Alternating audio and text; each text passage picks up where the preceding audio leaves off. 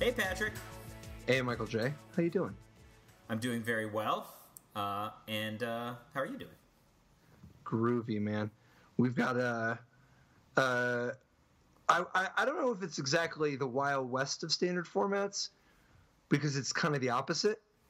But at least there was a little bit of evolution this week, and kind of a interesting mix of decks to kind of talk about from two big tournaments. Yeah, I was actually just revisiting some of the stuff that we talked about the past couple of weeks relative to, the two big Grand Prix that were both standard this weekend. And I was just thinking about three predictions that you and I had mutually made. One of them, you made it a little, before the Pro Tour, which was that Zombies was going to be Tier 1. And I think that was easily correct, right, with Jerry's win and some continued strength from Zombies. And then I said, but Jerry's deck isn't going to be exactly the deck that wins, and it didn't win either event. But you said something else which is different that you did with your actions, not just your words, which was your belief and your halfway recommendation, but playing yourself at the Pro Tour of Blue-Red Control. And that's a deck that really came out this past weekend. Yeah, I think that Blue-Red Control is a very real strategy, in as real as any strategy without the Aetherworks Marvel can be real. And they all can be. I just think that Blue-Red Control... I think Blue-Red Control is a good fit for the metagame right now. It's partly just how much pressure that Aetherworks Marvel and Zombies can put on Mardu. And I think that pressure helps make it much more viable for Blue-Red to try to compete. Because I don't think the Blue-Red wants all... It's fine against Mardu, but that's not where you want... You want to be playing against Zombies is what you want. And you're willing to play against Marvel much more so than you're willing to play against... Mardu just makes it hard on you, you know? So, Mardu and Zombies they're obviously differently linear, right? So Zombies is about putting together, a lot of very similar creature type, right? So it has cards that the removal is better if you have a zombie. It has cards that make small zombies bigger. It has cards that put multiple zombies into play and make zombies bigger. Mardu is this... I guess it's a combination of kind of artifact reliance and fast creatures, right? But then it has like this weird semi-transformative sideboard where it just goes long and has a lot of removal. But they're I think at their core both linear aggro decks. What's the difference if you're a blue-red control deck in terms of fighting? Why is the Zombies linear so much more attractive to fight than the Mardu linear? Is I think what I'd be so that's a good question, and it stems from a few different things, actually. It's the chorus of a few different things. The first is that when it comes to the types of threats that Zombies has lots of the same sort of thing. They also, the Zombies threats they all give each other a multiplier. The Zombies deck works very well against opponents that don't have very much removal, because so many of the zombies make other zombies stronger. When you have Crypt Breaker, all your zombies can end up drawing you extra cards the turn that they couldn't attack because you just played them. When you have Dread Wanderer, you're getting extra mileage out of the looting from Crypt Breaker. When you have Relentless Dead, you're getting other zombies back, but Relentless Dead obviously has a blind spot to Magma Spray. When you're playing Metallic Mimic, obviously if the Mimic lives, all your other zombies are stronger. And Lord of the Accursed, similar space. It's very, very set up to have the sliver experience of sorts. They all really help each other. Even Liliana's Mastery is making the other zombies better. And if somebody is relying on killing your creatures, then Liliana's Mastery can really go over them. Whereas if you're playing a blue-red control, you can counter the Liliana's Mastery with Censor or Negate without too much trouble. So that's one aspect, is how much... So the blue-red control deck has tons of removal. Harness Lightnings, Magma Sprays, Sweltering Suns, 1-for-1 counters, lots of card draw to draw more removal. It makes it really hard for the Zombies deck to play very many threats at the same time. Whereas Mardu is set up to be Each threat can kill you. Gideon, kill you. Heart of Kirin, kill you. Whatever threat the Mardu deck plays, the Scrappy Scrounger, kill you. Every single threat can kill you on its own and is its own kind of problem in a different direction. Gideon's a planeswalker. Heart of Kirin flies and dodges sorcery speed sweepers. Scrappy Scrounger needs magma spray or else it gets awkward sometimes. Unlicensed Disintegration and Cut to Ribbons are not even necessarily optimal. However, they add a dimension of reach, and the Unlicensed Disintegration in particular is so unbelievably better against Torrential Gearhulk than Fatal Push, Grasp of Darkness, or Dark Salvation. I've been killed by Unlicensed Disintegration more times than I can recall.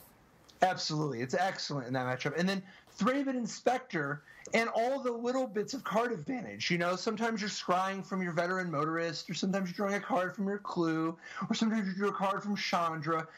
The Mardu deck has a deceptive amount of card advantage. It's got 1-drops that hit like a truck. It's got multiple recursive threats that are really good against removal. It's got planeswalkers and flyers and vehicles and haste creatures. It's, Glorybringer too. It's got creature lands. It just hits from a lot of different angles, making it hard to have the right answer at the right time. And each individual threat can be lethal.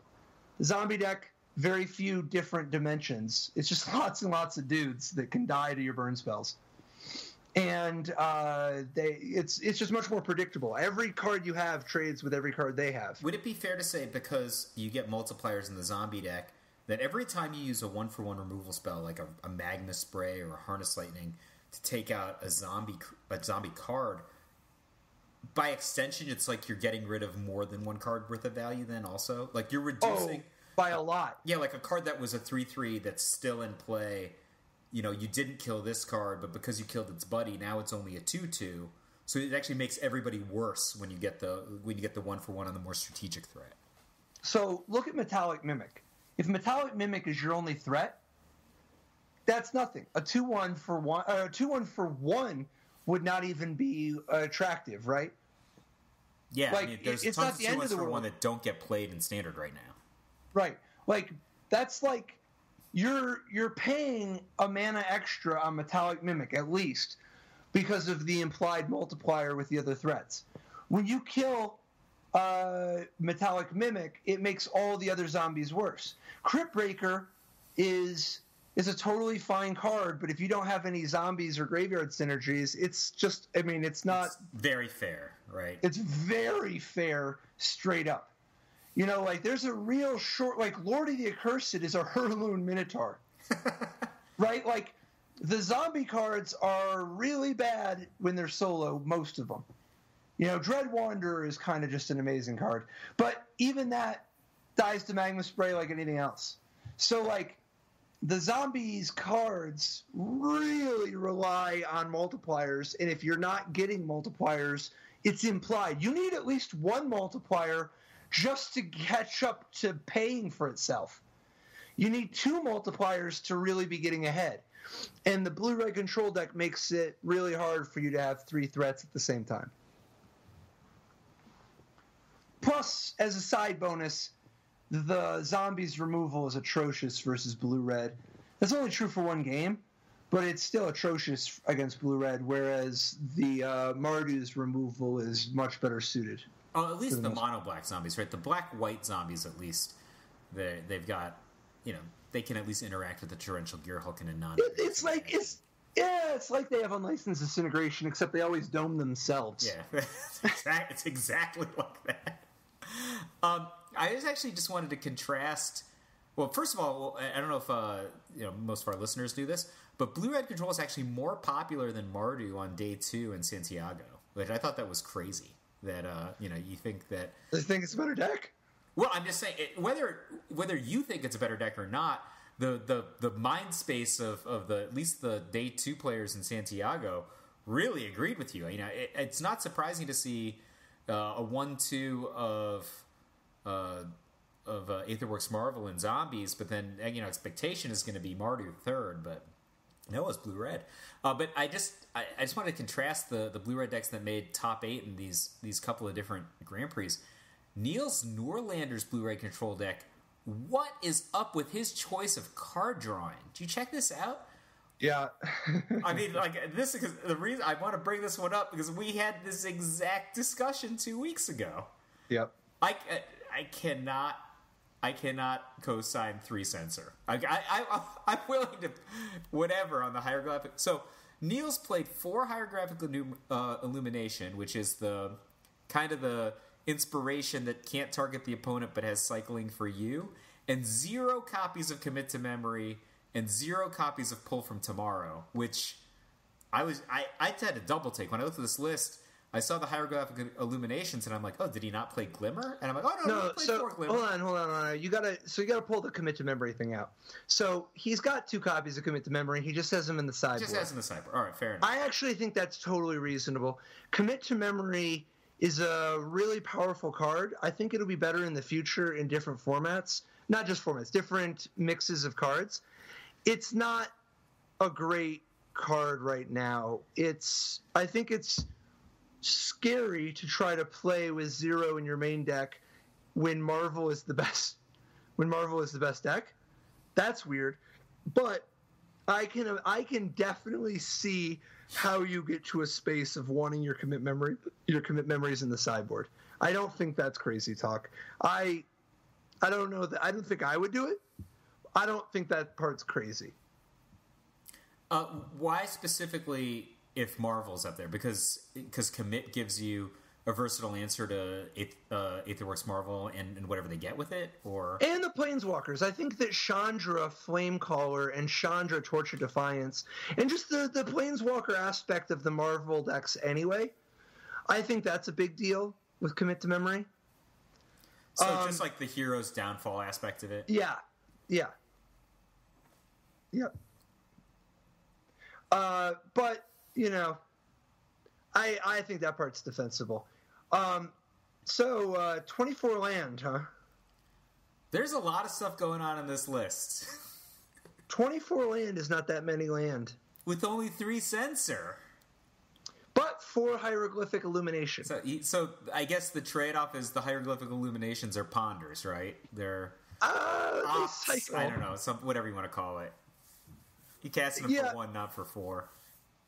3 Sweltering Suns is a lot. That's a surprising, with the 4th in the board. I wanted to start on this list for a reason. There's a lot of stuff to talk about. No Glory Bringers, no Blue God. I don't like the Blue God, by the way. I'm off it. You're up, but you like Glory Bringer. You like something other than Torrential Gearhulk, right? Yeah, I don't, but I'm not married to it. And he has something else. I don't think you need to play anything else in the main deck besides Gearhulk. Yeah. You can, but you definitely don't need to. He's got Wandering Furbarall. That's the other. I mean, you're like a multiple Glory Bringer main deck guy, aren't you? No, at the Pro Tour I played 1. I think you can. It depends on what you want to be good against. I think it's totally defensible to play 0, though. Even if you like it, you can do it. He's got the threats. His sideboard has 3 Thing in the Ice, 2 Sphinx of the Final Word, and 2 Dynavolt Tower. Dynavolt Tower's a big game. I guess. I don't know. Put me down as skeptical, but I can believe it. It's good against different stuff. I know. It's definitely good against different stuff. I could believe it. It's just, I think it benefits from having not been the flavor of the week last week. But I think that I don't mind his mix of backup victory conditions. I don't mind moving Commit to Memory to the sideboard. I really like access to 4 Dispel, 4 Negate. I think that's a great call for this week. 3+1 Sweltering Suns is a little surprising to me. And 3 Essence Scatter, 3 Negate, 3 Censor is a little wild. Yeah, 3 Censor, I don't know, man. It would be really hard for me to want to play the 3rd Essence Scatter instead of the 4th Censor. But maybe. I mean, the 3rd Sweltering Suns over the 4th Censor is a bigger sure. throbbing thumb to me.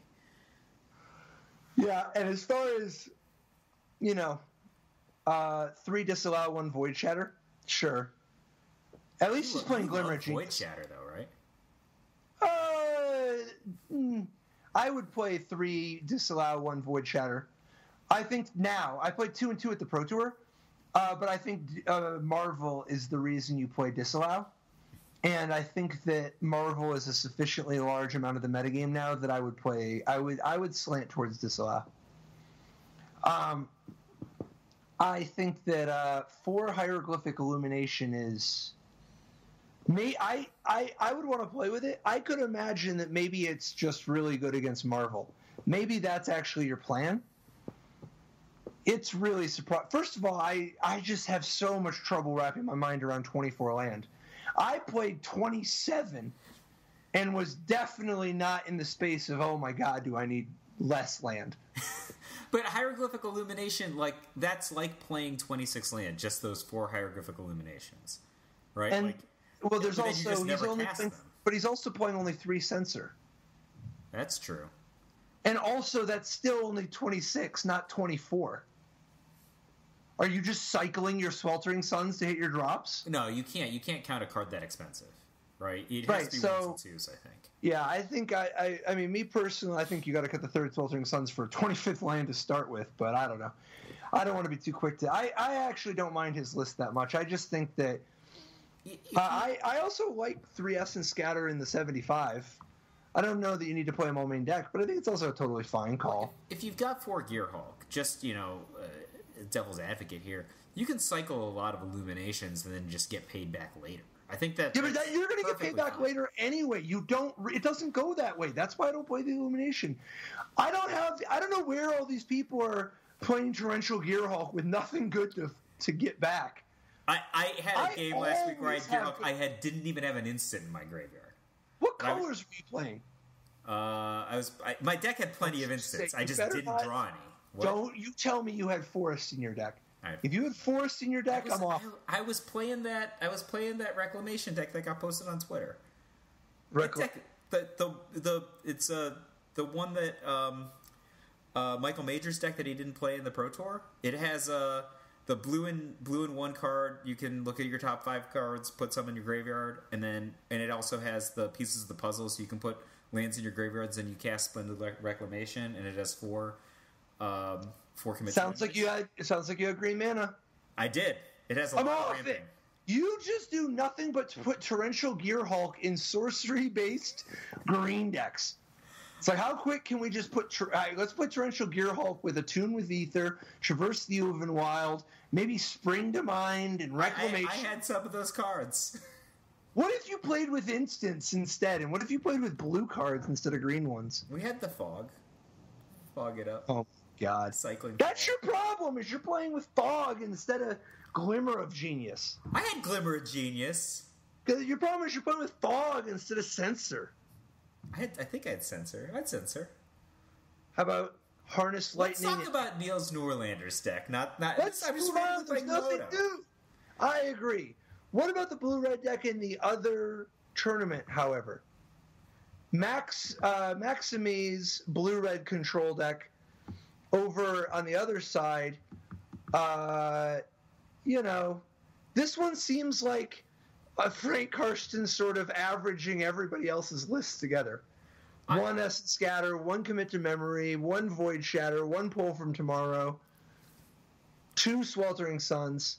This just seems like a much better balanced list if you don't mind the 2 Anticipates. That's actually one of the things I liked about it. I agree. What I'm saying is that that's atypical, but he has a nice rounding out. I almost played Anticipate at the Pro Tour, and in retrospect, I wish I did. I think I would play 1, but I'd like to play a second. I was going to play 1. I like 1. I would play 1 and then a second pull. I'm with you exactly. But this list is very close to how I would build blue-red control in the main deck. Yeah, I think that's the change I make. One fewer Anticipate, 1 more pull, but then I'm wondering if 26 land is enough. That's the thing.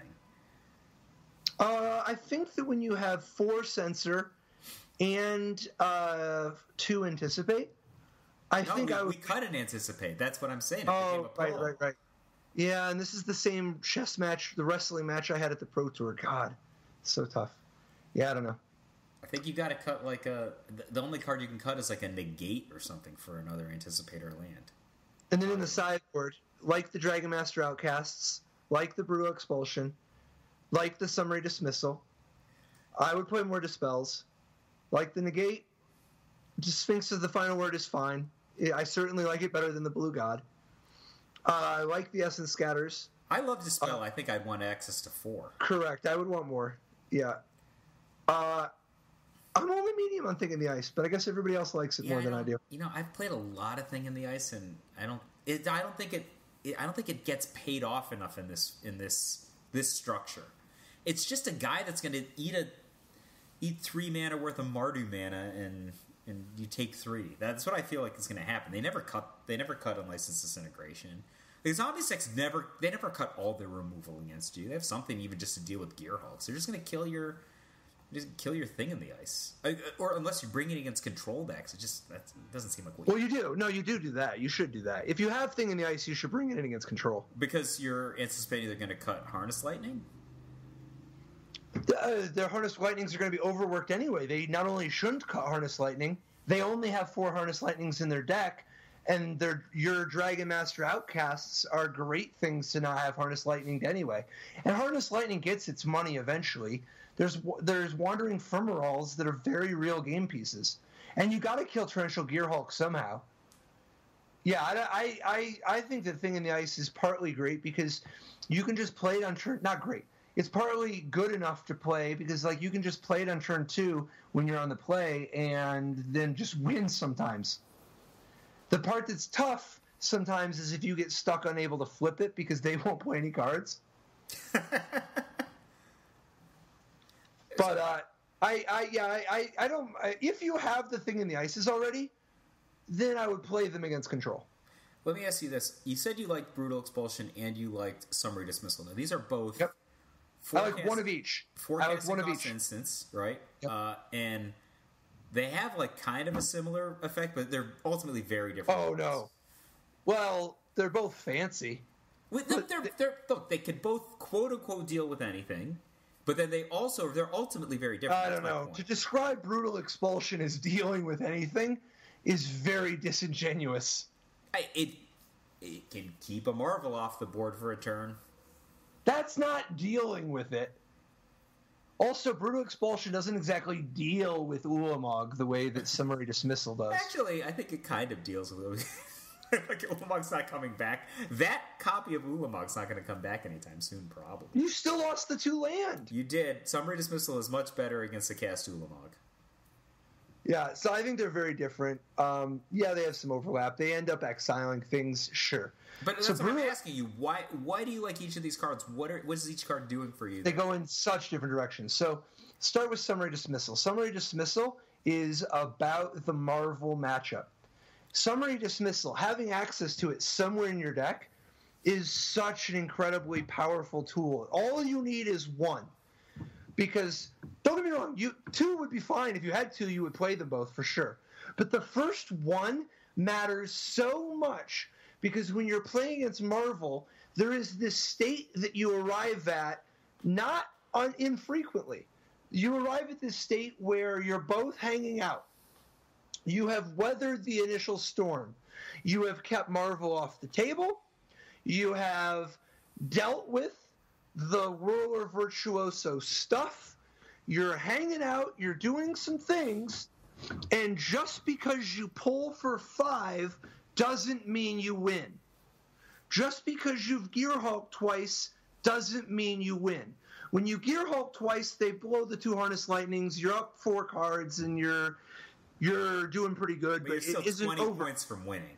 Correct. You have to get and you're in a race against time because eventually they're going to have 11 mana, right? Eventually, or 10 mana. Eventually, they're going to have enough mana to Ulamog you into next Tuesday, right? And Ulamog is a real annoying card when your removal is Harness Lightning and Magma Spray. You don't want them to Ulamog you. You don't. Ulamog is very bad. It's like, in the best of circumstances, you aspire to counter it and then also lose your Fumarole that you were trying to win with and another land. That's the good scenario.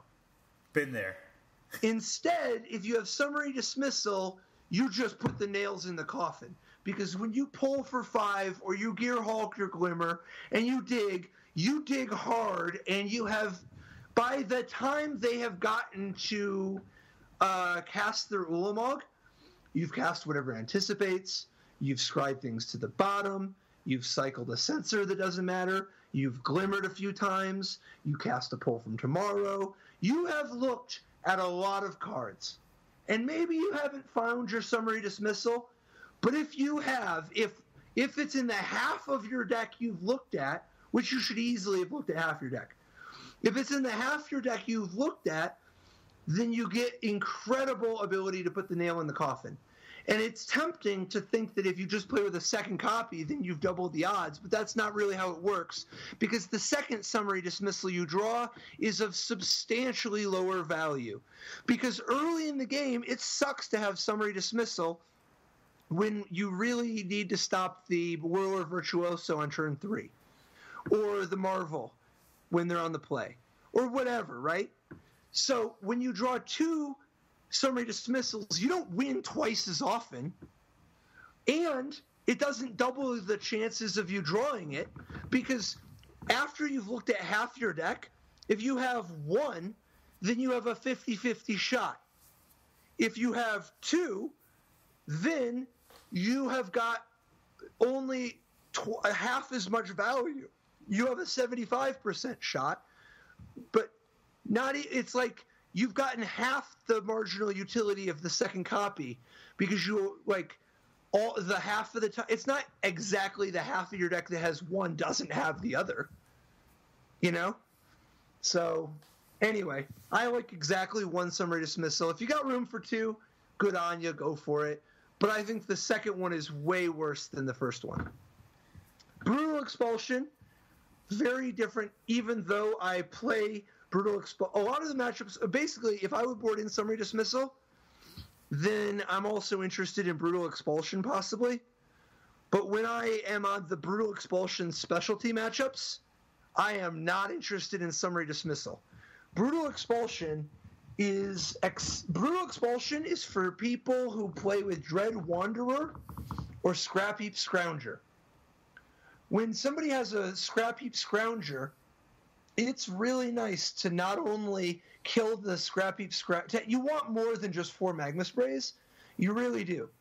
And it's great to have cards that do something else against Mardu, because the Mardu deck is attacking from all these different angles. You don't want to play Commit to Memory against Mardu if you can help it. Like, maybe you could do it in small numbers, but it's a expensive way to do it when so many of their threats are cheap. Brutal Expulsion being able to give you a safety valve against a Planeswalker while also progressing your board somewhere else. I mean, you can Brutal Expulsion, killing a token, and then also bouncing a different token. It damages Planeswalkers too. It's not just creatures. So sometimes you kill the Planeswalker, they're like Nahiri down, and then you kill it, or whatever. Like, it's Brutal Expulsion is just very versatile and can help you make 2 good plays in the same turn, which is super valuable against a deck like Mardu. Well, and Brutal Expulsion, you have to catch up, right? So, like, their cards are so much cheaper and faster than yours, so they own turns 1, 2, and 3. So if you're casting 1 card on turn 4, right, like the fact that it can do 2 things just helps you get back to 0, right? And there are things that line up in versatile ways. It does the right amount of damage to kill Toolcraft Exemplar or Scrap Heap Scrounger. The fact that it can bounce permanents helps when they play with tokens and when they play with a big variety of different types of permanents that you might want to interact with. And then against zombies, Brutal Expulsion is really nice, partly because it kills Dread Wanderer or Relentless Dead and exiles them. You know, that's part of it, no question. But part of it is that it lets you make 2 plays in 1 turn, including versatility for things like, for instance, sometimes you don't want to get stuck with all this burn and they play a 7/7 Deergraph Colossus, right? And sometimes you're going to have to tap out in your turn for a Sweltering Suns, and then they're going to stick you with a Colossus, and sometimes it's nice to take the hit and then bounce it and kill the token that they made or whatever, and like bounce it, kill the token, and then counter it on its way back down because you've got enough advantage in other places. So anyway, I just think that both Brutal Expulsion and Summary Dismissal, really nice with real diminishing returns. It would suck to draw multiple Brutal Expulsions against a Mardu deck, and they're just beating you down. They go turn 1, Toolcraft Exemplar, turn 2, Scrap Heap Scrounger. Aren't you happy you have all these Brutal Expulsions just waiting 21 damage from now? I was actually going to say, I totally get how you were saying you want to draw exactly one Summary Dismissal in the top half of your deck, but that, because of the sometimes speed of the Marvel threat creatures, you don't necessarily want to draw a bunch. But you really made it sound like you'd want to have multiple Brutal Expulsions. It really seems like a get-out-of-jail-free card. Against whom? Against being behind. In what metric? Let's say you draw multiple Brutal Expulsions. They go Toolcraft Exemplar, then Scrap Heap Scrounger. How much damage have you taken before you can play one of these Brutal Expulsions?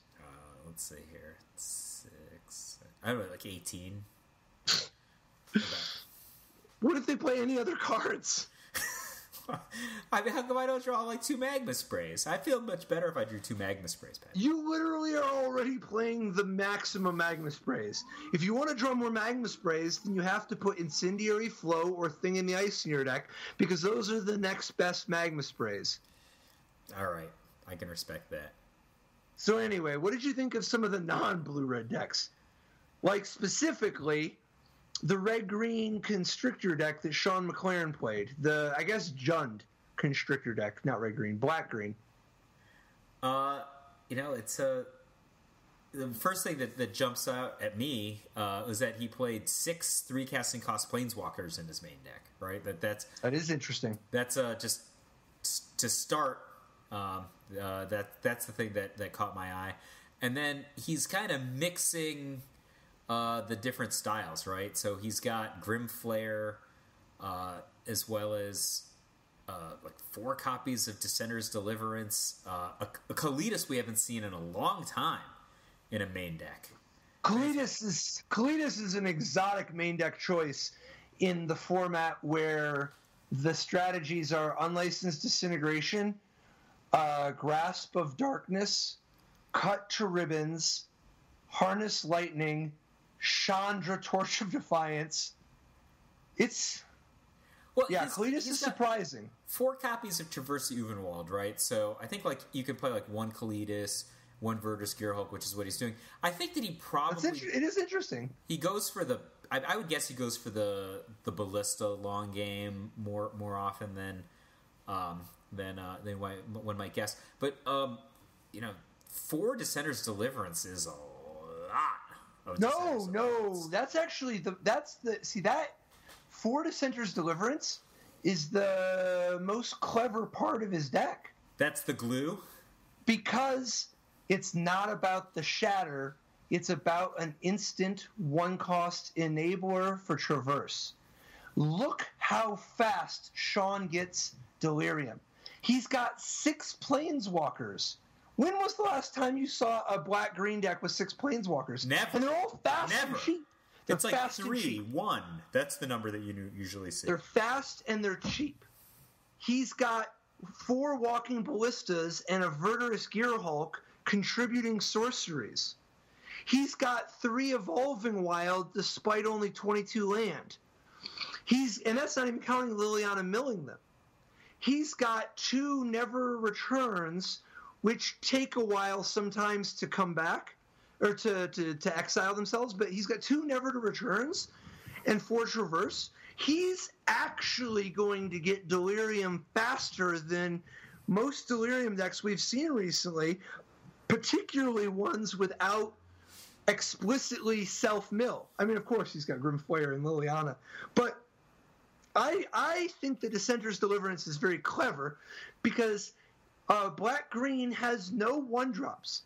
He already wastes the mana anyway. And when you play against the decks, if you play against zombies, fine. It's not good, and you board it out. Whatever. But it is not the biggest opportunity cost. You spent 1 mana, and your deck has no 1-drops anyway. And now you have Delirium. When you play against Mardu, Dissenter's Deliverance is great. It's great. When they have a Heart of Kirin, you love it. It works out great for you. Just a Grasp of Darkness there. Right. But when it doesn't line up right, still low opportunity cost. When you play against Blue-Red, it's a great thing to have a 2-cost kill your Torrential Gearhulk or cycle for 1. That is a fantastic option compared to Grasp of Darkness, which is what these people usually play here. When you play against Marvel, they have to play their Marvel with... They play the Naked Marvel a lot. They do. And then you can just kill it and win. And when you have to cycle it, so what? Your deck also has a weird number of 2-drops. Anyway, right? And 3-drops. Not a lot of 4s. Besides, he's going to do things like play Tireless Tracker on turn 4 so that he can play a land immediately. What's he going to do with that 1 mana? Cycle Dissenter's Deliverance. Why not? I think 4x Dissenter's Deliverance is... I don't know if I can, it's hard for me to, get behind black-green in general right now. However, I think that McLaren's black-green is so much a departure in the right ways that I would have to take pause. I'd have to actually play some games. I'd have to play with it some because I think he's doing a lot right with some of the individual choices that he made. And in particular, I think that Never Return instead of Grasp of Darkness and in a deck with Grim Flare and Liliana for self-mill, and then also Dissenter's Deliverance to enable his Delirium engine and just where it lines up in the metagame. Sean McLaren deserved this top 8 without question on deck building alone. Plus, he's obviously playing well. It's really just a departure from expectations, right? If you just look at the curve, look at that. 2 Liliana the Last Hope, 4 Nissa Voice of Zendikar, 2 Rishkar Pima Renegade, 3 Tireless Tracker, competing at the 3, right, in terms of proactive cards, alongside Never Sort Return. of. I mean, Tireless Tracker is... He's often definitely, at the 3, Patrick. Yeah, he's a 4 a lot. He's a 4 a lot. I've 3'd him, I don't know. I think I've 3'd him more than I've 4'd him, but I've never played a deck with 6 3-casting cost Planeswalkers and 2 Rishkar Pima Renegades before, so who knows what you would really do if you had this setup.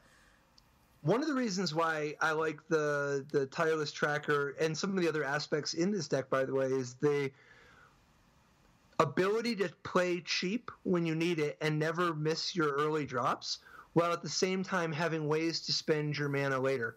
Tireless Tracker, ways to spend your mana. Walking Ballista, ways to spend your mana. Having Planeswalkers that have an effect that scales. Traverse the Ulvenwild. If you need land early, great. If you don't, hold it in Demonic Tutor later. Dissenter's Deliverance, cycle when you get a chance. Never Return, get an extra 2/2 somewhere. And maybe make their Glimmer of Genius go out of their graveyards so their Gearhulk will be less bad for you later. I don't know. I think it's probably worth noting that this is a deck for a master, not a deck for an aspiring black-green player. So I think listeners who are like, hey, I want to be the outside, but not too far on the outside. I'm gonna tap the black-green well. I think unless you put a lot of practice into Sean's deck, maybe choose somebody else's black-green deck. This deck seems I don't know, man. Exceedingly complicated to play. Sure. I agree with that, but this is the only black-green deck I've seen that didn't look like it was really bad. So, I would experiment. I would just go into it eyes open, knowing that this is a deck for somebody who's going to practice a lot.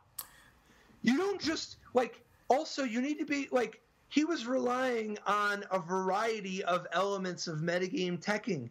The Sky Sovereign in the sideboard, the Yahenni's Expertise, multiple Omnixiluses, boarding up to 4 Never Returns, playing them all Transgress, none of the other.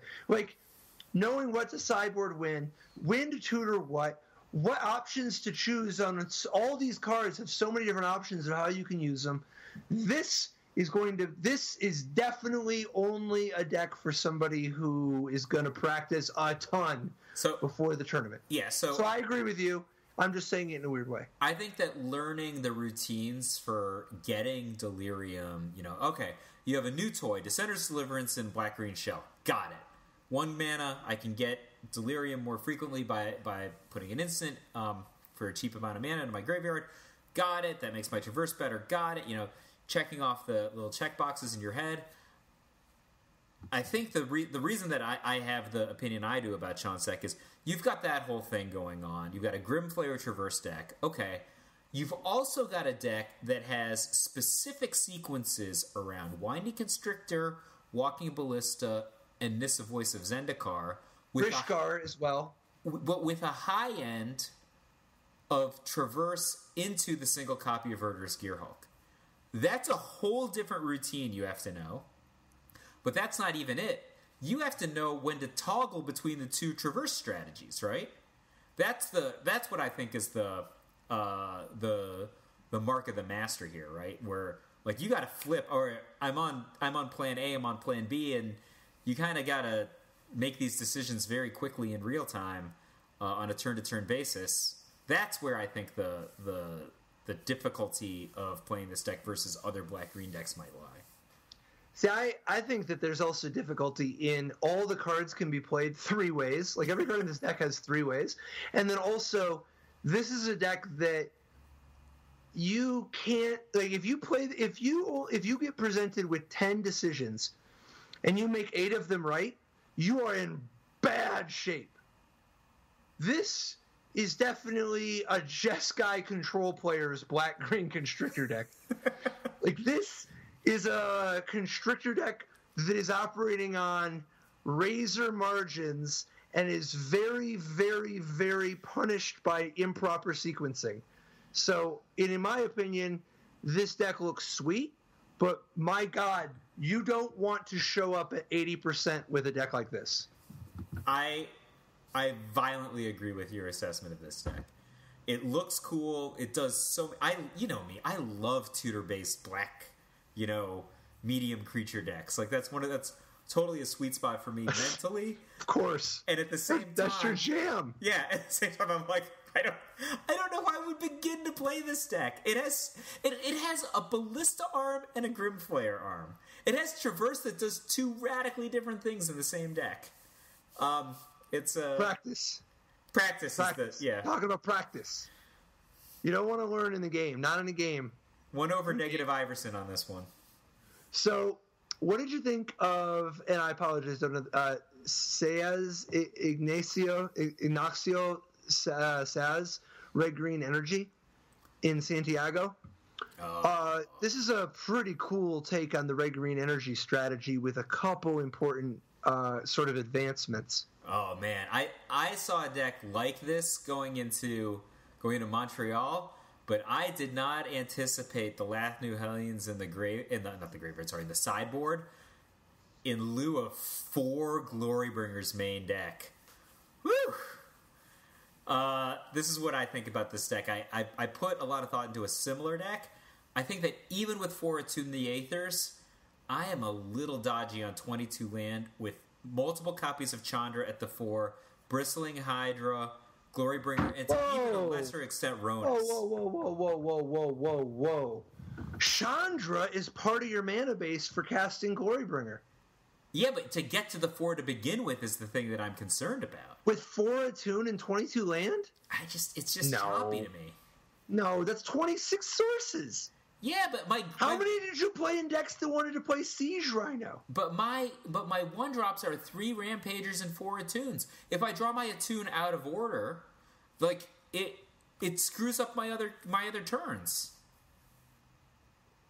What? So what? This deck is like clunky already. You've got 8 2-drops. You could easily have nothing to play on the second turn. Yeah. You've got 4 3-drops. You could easily have nothing to play on turn 3. The other thing that I raised kind of an eyebrow to is Man, this is a Ronus Tireless Tracker deck. Why does it have 0 Heart of Kirin? 0 Heart of Kirin? Because of the sheer volume of people just playing Dissenter's Deliverance in their main deck. He doesn't even have the Pummeler. Why would you play Heart of Kirin if you don't even have the Pummeler in your energy aggro deck? I mean, if they don't have it, like, you just go third into Ronus, and then you're like, Hydra or whatever. I mean, that's... Like, Ronus and Heart of Kirin coming in together in the same red zone is very, very, very dangerous. I agree. And you've got Blossoming Defense. Like, I think Heart of Kirin is sweet in this strategy. It's I think New Halloween. One of the things I like about Heart of Kirin in this strategy is that it costs less than 4 or 5. This deck has... Yeah, you and I are in agreement, man. Yeah, I think as built... For it's not about the 22 land. That's my problem. Isn't the 22 land? Yeah, it's a little bit of a problem. The fact that he doesn't have any servants and is still just playing with 10 4 and 5 drops, and then also Ronus, which doesn't exactly impact the board immediately. It's fine if you've got Heart of Kirin, but if you don't have Heart of Kirin, it's just a brick on 3. So, it is a little surprising to me, the shortage of cards that cost 3 or less that you can play proactively. I worry about the number of turns where you're like, well, hopefully, you're like, oh, I didn't draw the land I need. I drew a Harness Lightning. Hopefully I can trade my Harness Lightning with whatever they play without too much of a loss of value. I don't know, man. I do love Bristling Hydra. I think that part of the problem is your cards do get better as the game goes on relative to what your opponents are probably playing, unless you're talking about, depending on some bends of the road for Marvel, right? But for most decks as turns go by, because you have a high number of Bristling Hydras, Chandras, and Glorybringers, as turns go by, your average ability of playing a high impact card goes up. But the problem is the specific kind of cards that you're playing still die to a single unlicensed disintegration. So it's not like you do this unstoppable job of catching up and getting back ahead, right? Like, there's many cases where your Tireless Tracker is just outclassed on 3. What is this deck's good matchups? That looks like it. I think it would be behind against zombies, personally. But I think it's probably pretty good against Mardu. I don't know, man. Maybe. Is it? I don't know. Like my experiences with Heart of Kirin, so that's the thing. I just don't understand. I mean, Glorybringer's really powerful. Yeah, but they already have that too. It's really powerful when they play it. Sweetness is look. It's got an appetite for the unnatural and release the gremlins. Like, those cards are good against Mardu. Release, yeah. I think that we don't talk about this. I don't think we ever talked about this in the podcast. I don't think anyone I've ever heard anyone say this. Release the gremlins. It's not just that it's a good card. It's like low end Izuktabi Orangutan, and then everything else is better than that, right? I never thought about it like that until pretty recently, despite playing against it and with it, medium amount of time. Yeah, that just seems like a real systemic flaw in a bug in your programming. Yeah, I should have thought about it earlier. But like, why? At the very least, you should have read my articles where I talked about this for 3 weeks in a row. That's all I'm saying, man. I don't know, man. Release the Gremlins is a messed up card. It's good. This deck's got Nissel, Vital Force. Lathu Hellion in the sideboard is weird to me for this kind of a deck. Like, why are your efficient 3 casting cost threat creatures all in your sideboard? Dude, I don't know. I don't know what I don't know. I mean, no disrespect to him. Obviously top 8 of the tournament, and this deck is sweet. It's super sweet. But it's super sweet. Clearly, this one catches me by surprise because I don't look at this and immediately think, oh man, this is where I want to be positioned in the metagame. But this is what I think, right? Maybe you have a similar thought. If we sanded the edges in a different way, it might be somewhere that you might want to explore. That's the... Looking at the deck now, I really am seeing what you mean about wanting Heart of Kirin and Lathu Hellion. Not necessarily at the same time. It's a little awkward. But I think that I think Heart of Kieran could potentially make a lot of sense in this deck. Yeah, I don't know, man. I just don't know. It's kind of like playing with only 3 Woodweaver's Puzzle Knots in your Marvel deck. I don't know. I can't. That's one I can't get past. But I can't even. So speaking of Woodweaver's Puzzle Knot, I would like to maybe finish out on a deck that didn't make top 8 of either tournament. I think it's worth a look though. From the top 16 of the Canadian tournament, Dan Ward. Dan was a player we talked a lot about for his Modern deck a few months back. Dan Ward played a Bant Marvel deck. So, no surprise, Teamer Marvel was the winner of both of these tournaments. But Bant Marvel has some different tools, and I think that they're in really, really great effect in Dan's deck, and I think it's probably worth exploring this deck versus some of the more common Teamer decks. So, sure, but yeah. So first of all, I think in terms of high end, he's got 3 Ulamogs and 1 Torrential Gearhulk, which isn't so unusual. We saw it in some of the Pro Tour decks.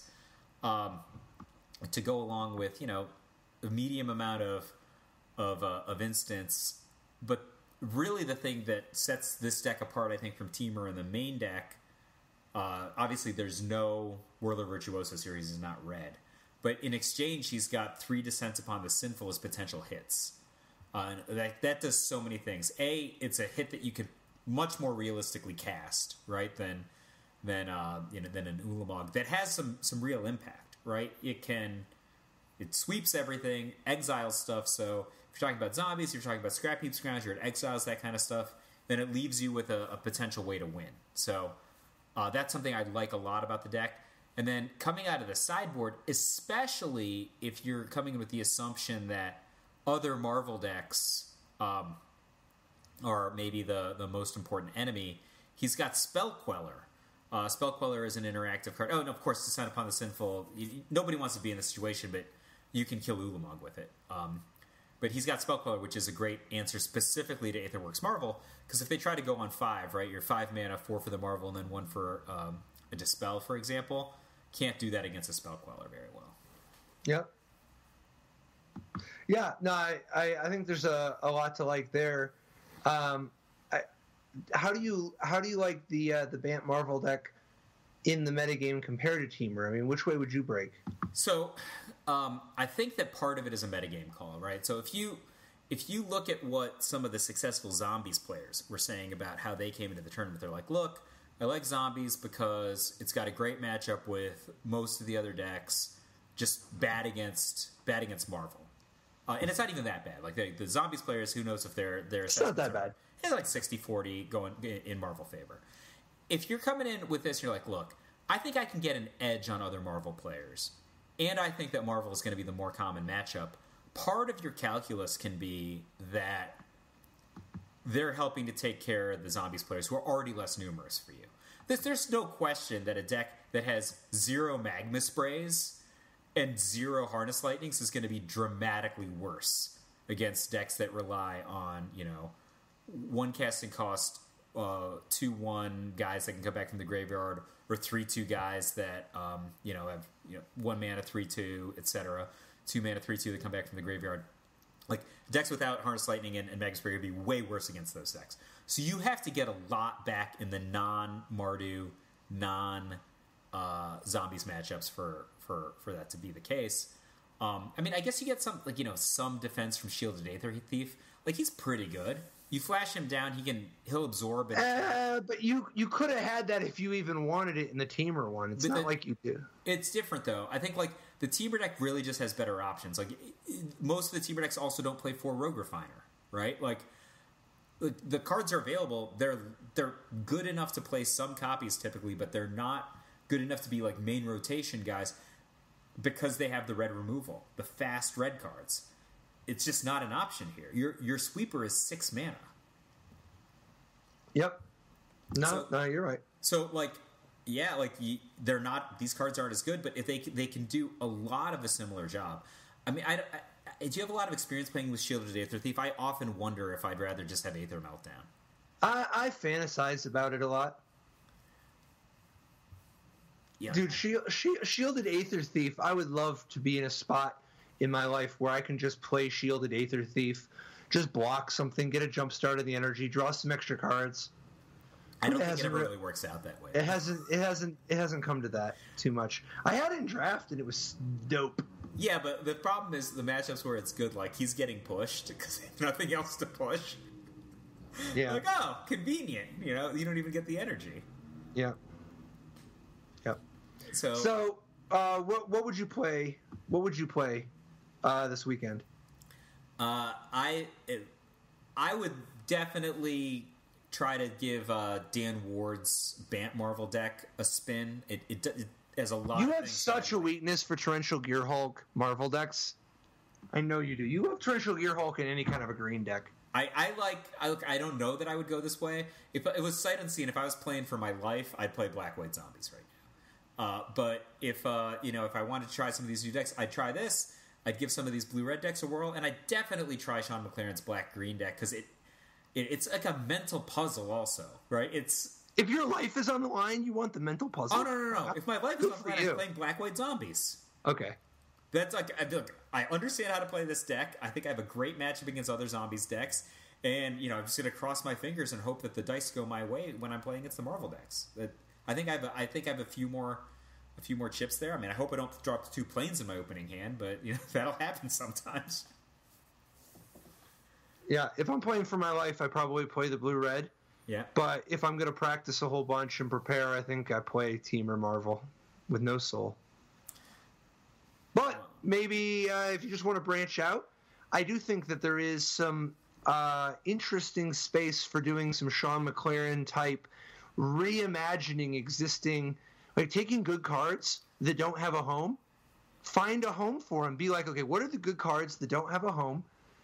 I want to identify that opportunity and maybe completely blow up the existing paradigm for what those decks are supposed to look like, and instead just figure out what are some cards that are actually good for this metagame that I can surround this card that, like for instance, Verdurous Gearhulk is a great card to not have a home.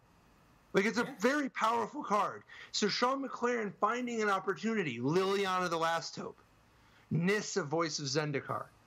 When you can traverse the Ulvenwild even, but that's not even totally right, but when you can take these cards that really, really want to be played, and you can be like, well, let's cut out the stuff that isn't vital. Now that we know which ones we do want, what can we support it with? And I would take a look at the format and see what are other cards that don't currently have a good home that really deserve a good home. And I would consider brewing with those. You make me want to play Sean's deck. Dude, that's not brewing. He already did that. I'm saying if you want to brew, dude, Ishkana Graph Widow. That's actually exactly the card I was thinking of that Sean didn't play and Dan Ward didn't play. Like, that's a card that goes, like, Sean's explicitly, with Grimflayer and Traverse the Uvenwald, a Delirium deck, and so is Dan, right? He's got Descend Upon the Sinful. He's got Censor cycling. He's got Hieroglyphic Illumination cycling. For what it's worth, I think this is a horrible format for Ishkana Graph Widow. And it's tough because I think the Ishkana Graph Widow is amazing against Mardu. And excellent. Again, it's good against zombies and amazing against Mardu.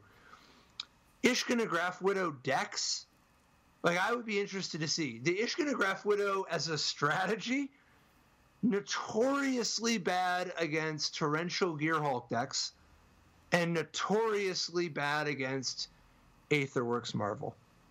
Well, that's a tough 2 bad matchups to have. I have a hard time believing that these long-tusked cubs are essential in Dan Ward's sideboard. He doesn't have enough of a commitment to make me believe that the long-tusked cubs are 100% there. I mean, on the other hand, his deck looks a little thin for the blue-red matchup. Right? Like, yes. Like, this is real thin. Like, Spellqueller goes a decent way, but not without some friends. Mm-hmm. Like, this deck is begging for Gideon or for the Hydra, and it doesn't have those. And I think, like, Cub in the abstract is just going to eat one of the red removal cards, right? It's just going to get a Magma Spray, probably. This deck doesn't have Blossoming Defense. I don't know. But I still like it, and I think I'd want to give it a whirl. But, So, yeah, I think it's a really tough time for brewing. But then again, it might also be a very rewarding and challenging time for brewing. At the end of the day, this format has at least 4 strategies. It's weird. I just always go back to this thing that Kai Buddha once said, which is that, like, the concept of a rogue deck is so temporary, right? Like, if a rogue deck is really as good as the rogue deck designer would have you believe, it just becomes the next archetype deck. And in a sense, every archetype deck that wasn't there in the past was once a rogue deck.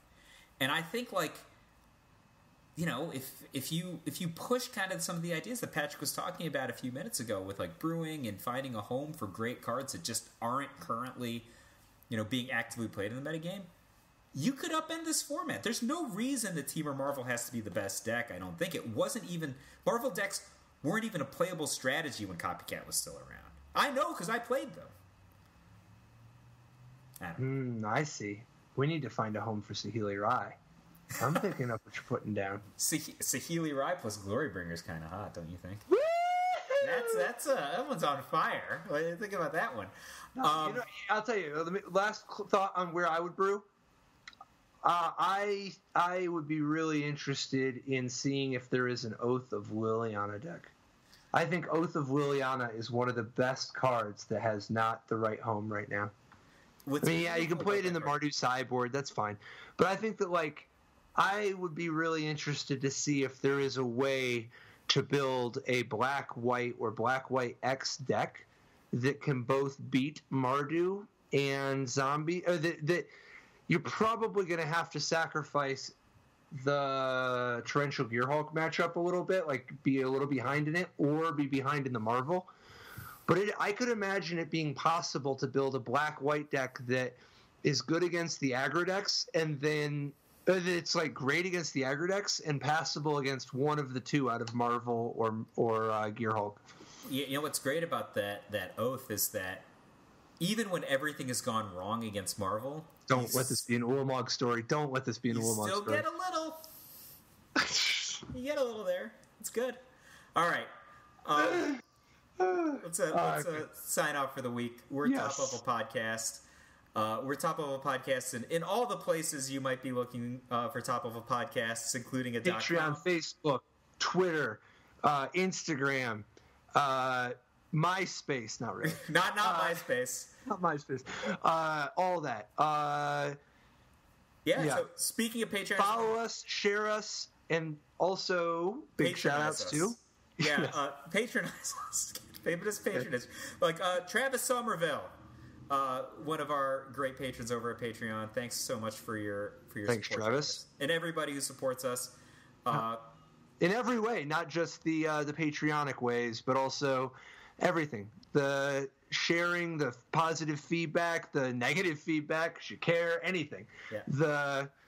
All that. Likes and saying hi at a if you see one of us in the streets, particularly if we're at a GP and not into any kind of mischief, saying something then too, it makes it really really rewarding. We love it. We love all you guys. Thanks a lot. All right, see you guys next week. Bye-bye. Life didn't work so great. Tried to play dredge, it's a jailer hate. Ghostly prison waiting for my untapped phase. Your core trapped in amber stasis state. Lost a lot of friends, got left behind. Had to find a way not to lose my mind. Trapped in a vault with nothing